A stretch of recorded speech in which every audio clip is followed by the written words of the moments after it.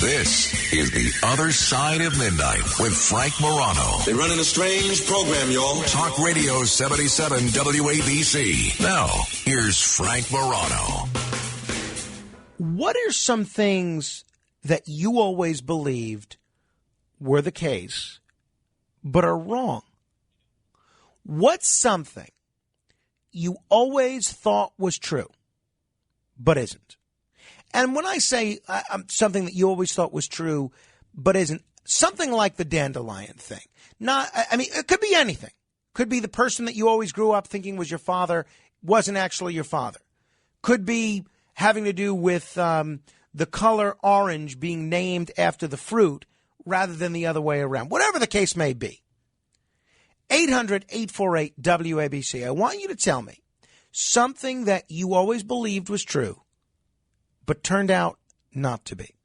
When it comes to the truth, it becomes very difficult to get the truth out of the Middle East, specifically when it comes to what's happening with Israel and Hamas right now. So that's why I was very, very eager to connect with somebody that's a real expert in this regard and somebody that's actually there in Israel right now. And I am thrilled to be able to reconnect with an old friend of mine, Dr. Melissa Jane Kronfeld, an American living in Israel now, a former journalist and university lecturer who is focused on issues related to foreign policy and national security, a lot of issues related to Israel and the diaspora. She's also the founder of a nonprofit called Passion for a Purpose.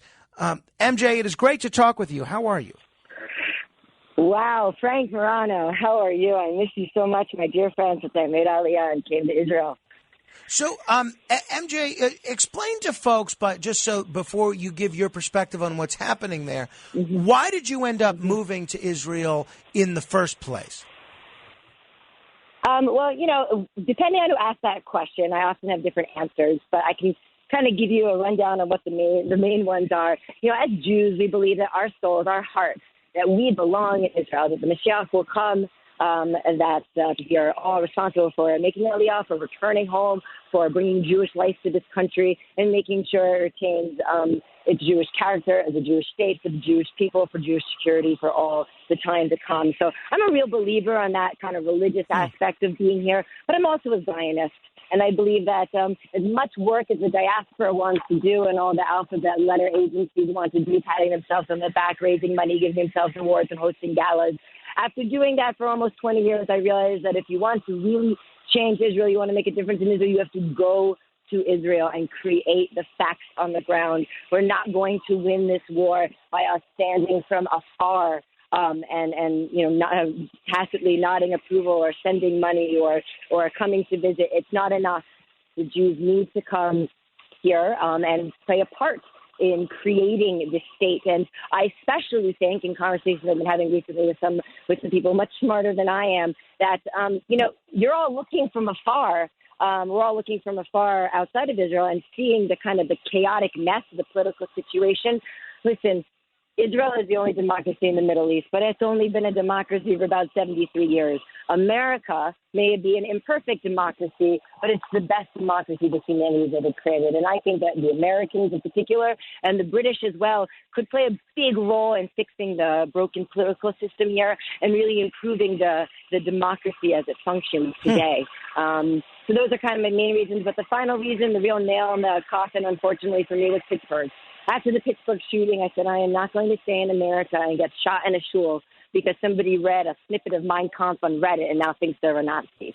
So for all those reasons combined, I am now standing here in Israel right now. I'm actually speaking to you from Jerusalem, and not the part of Jerusalem that you normally get to visit. I'm actually speaking to you from Beit Sara, which is part of where we are working to buy homes and bring in Jewish communities where Jewish life does not flourish.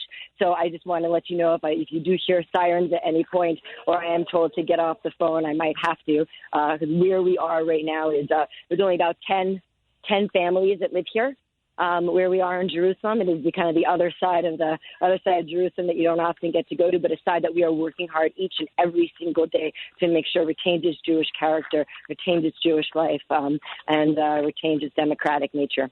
So, based on what you've seen over the course of the last week or two, and we're talking with Dr. Melissa Jane Kronfeld. She's the founder of Passion for a Purpose, a terrific nonprofit group. She's an American who has moved to Israel for a combination of political and religious reasons.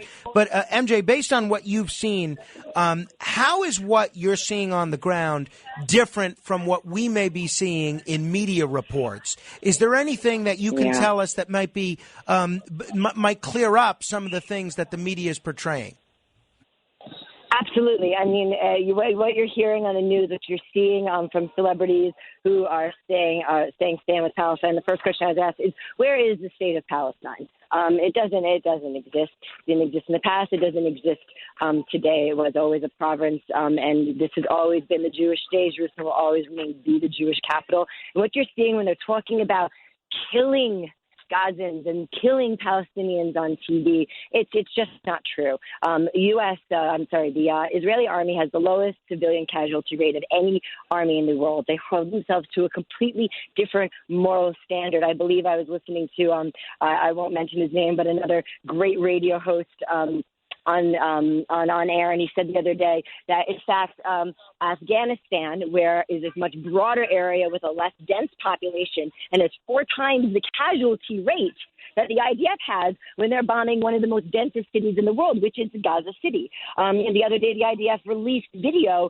of them calling off a strike because they suspected that children were there. We have to remember that Hamas uses civilians as human shields. They purposely put civilians in harm's way so they can count them among their death tolls when Israel strikes terrorist facilities.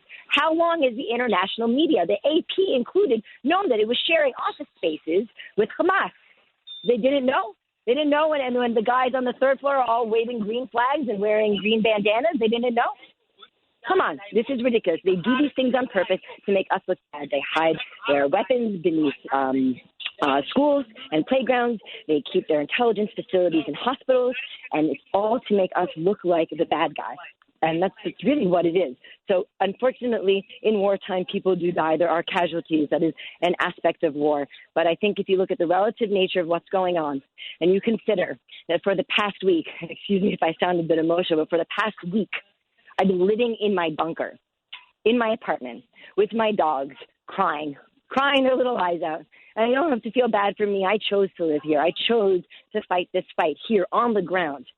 But let me ask you, if you even endured one rocket, let alone over 3,000 in 7 days, would you sit back and cry over what's going on right now? I don't think you would. I just don't. I think that if the Honorable Congresswoman Alexandria Ocasio-Cortez was here with me in my bunker, I don't think she would feel the same way. And that goes for the whole squad as well.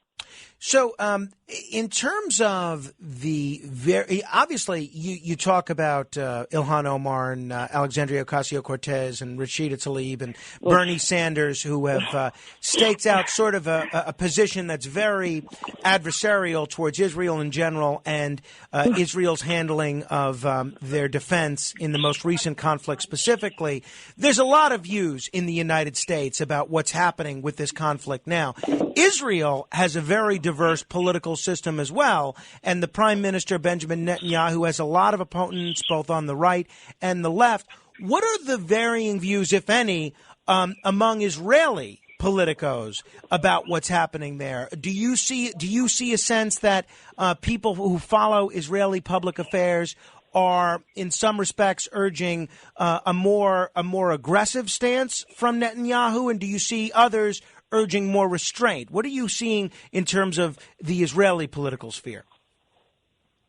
Well, I think when it comes to Israeli politics, and I think people may, if you're not here, you may not fully understand it. When we talk about the left in Israeli politics, we're talking about what would be equivalent to an American centrist. There is no real hardcore left here. When we talk about the left here, we're really talking about a few social issues like family dynamics, perhaps LGBTQ rights, perhaps social issues like social welfare. This is a socialist democracy. But at the end of the day, when it comes to security, there's no such thing as a leftist in Israel. There's no politician who's protesting, the strikes. There's no politician who is out there, telling Netanyahu to stop. Let's be reminded that the Arab joint list, because although the Honorable Congresswoman AOC doesn't believe that Arab Israelis have the same rights, they do. In fact, we have quite a few Knesset members who are Arabs, and although they are urging restraint and calm, they're not sitting outside the front house of the Knesset protesting and screaming and yelling and shouting for the end of the war. In fact, just yesterday, the head of the Arab Joint List, which is the group of Arab MKs inside our parliament,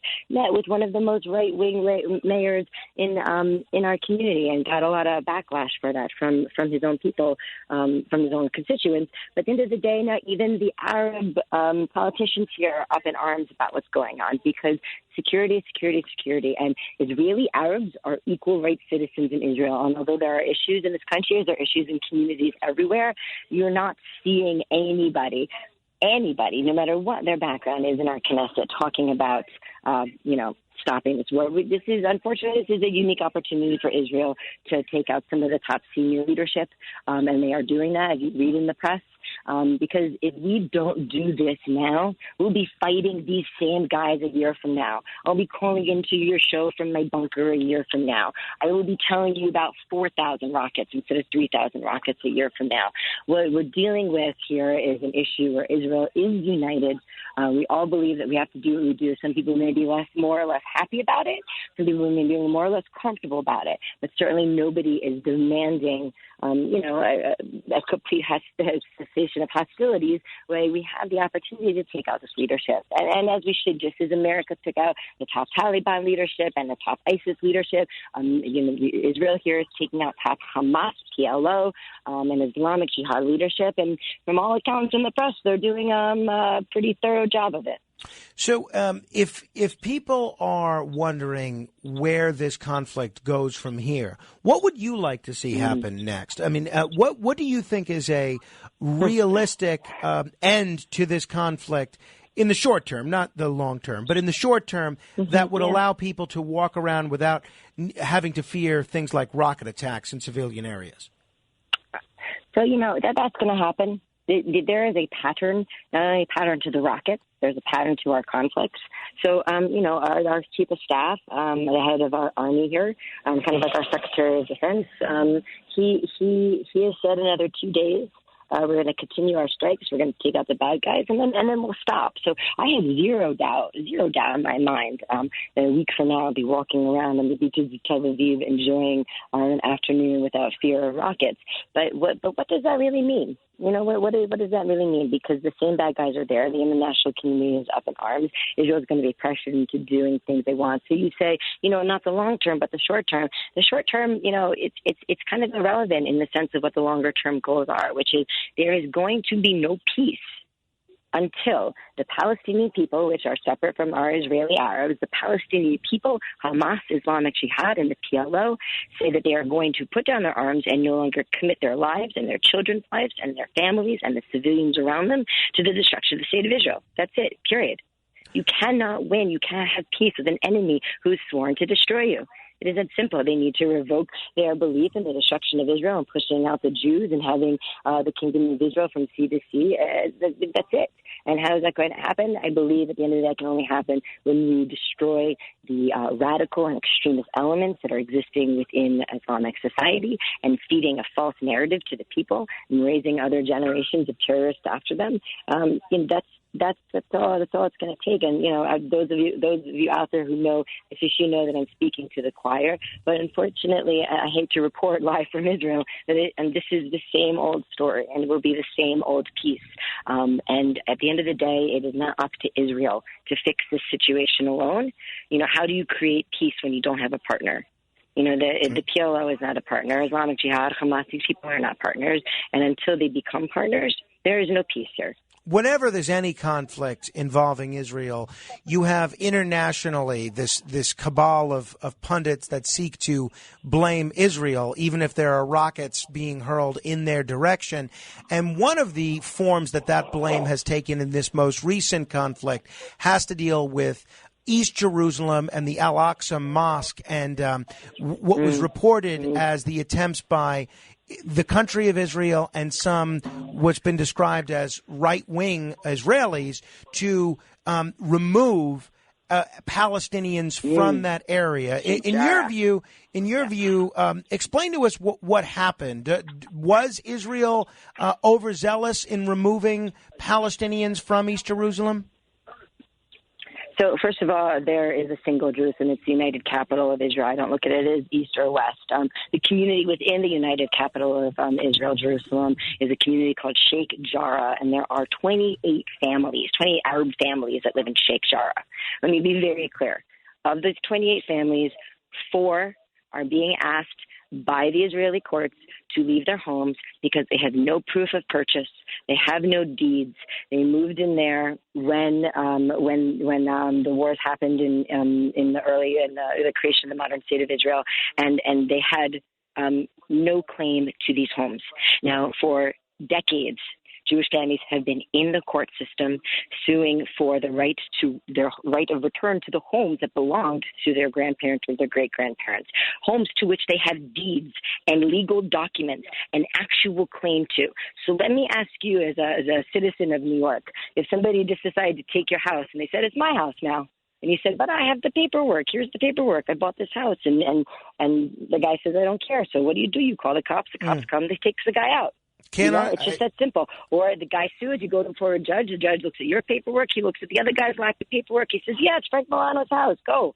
That's what's happening here. And the international community has completely warped the message. They've completely misunderstood the story. Okay, so 4 families of 28 that have been proven in the courts after decades, that have no legal claims to this land, have now been asked to leave the house that they're squatting in.